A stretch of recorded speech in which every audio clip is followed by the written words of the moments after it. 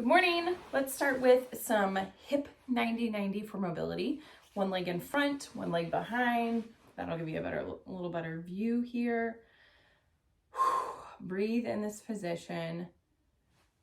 Feel where you have tightness on this side. Might be in the pelvis, might be in the hips, might be in the back, might be in the legs, the groin, and just breathe into it. Get into those ribs where you're breathing in, opening those ribs open like an umbrella popping up, and exhaling, letting those ribs close back down.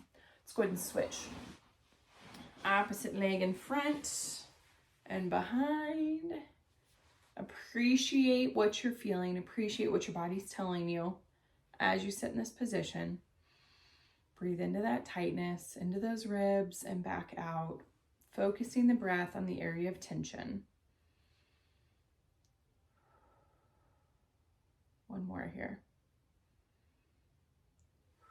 And then kind of put those hands behind your back.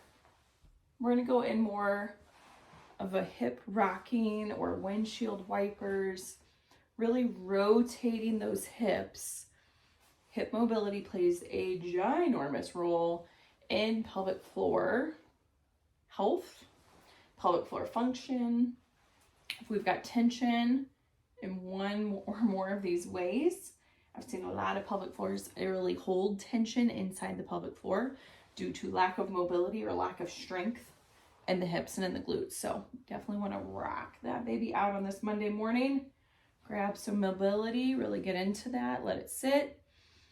Breathe in, blow out, opposite direction. Let it sit. Opposite direction. One more. Good. Go ahead and find yourself on all fours. And on all fours, we're going to rock back. Try to keep that pelvis and back nice and flat. Try not to let it round as we go back. Keep it nice as flat as if you're going to sit a glass of water on it. Breathe into those sits bones as it's stretching out. Blow out. Coming back forward. Inhale. Back out. Inhale, back out. Go ahead and creep your butt all the way back into those heels. It might tuck a little bit to get here. Reach into that child's pose. And hands off to this side, off to the left. Breathe into those ribs. Back out. Hands off to the other side, into those ribs again. Back out, go ahead and go forward, back up on all fours, but I want you to take that right hand, reach it under the left shoulder, breathe in, blow out, reach it up to the ceiling, take that hand, reach it back under that left shoulder, breathe in, exhale, blow it out, up towards the ceiling, again, breathe in, back up to the ceiling. Switch it up. Take that left hand. Reach it under the right shoulder.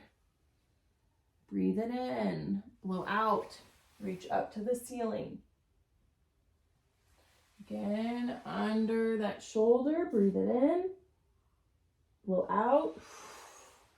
Up to the ceiling. Breathe in. Blow out, up to the ceiling. Go ahead and take your right foot, put it in front of that left knee. And let me flip my hair over. I want you to see, so you're kind of sitting like this, right foot in front of left knee. You're gonna come back the same way we did. As we come up, come back. Avoid that rounding back, that C shape. Try to keep a straight, flat back. You might feel a little bit of tightness in the opposite hip. I feel it in my right hip. My right foot is in front of my left knee. I'm going to come back off. Scoot back. I started rounding. Scoot back. Keep that flat back nice and flat. Breathe in. Bounce back. Let's do it again. Inhale into that tissue. Exhale. Switch it around. Right knee. Left foot. Flat back, leaning into that stretch. Come back off. Flat back, avoid the rounding, C-shaped position. We all get there. Body's so good at getting things done, but it compensates to do that. It's its job. It's to get things done. It's to be efficient, but it's not being efficient in our mobility. It just does it, which is great. However, we want to focus, really opening up that tissue. From this position, let's go ahead and let that right leg out, stay on that left knee, rock back, feel some tension or tightness in that inner thigh, breathe in, touch that tightness and back off, meaning go back forward. I don't want us to stress that tissue out that we're going too tight, because if we go too tight and it feels that way, it's going to protect mode, it's going to tighten up, aka we're going to have more pelvic floor dysfunction. So really just touching on that tightness and coming back off again.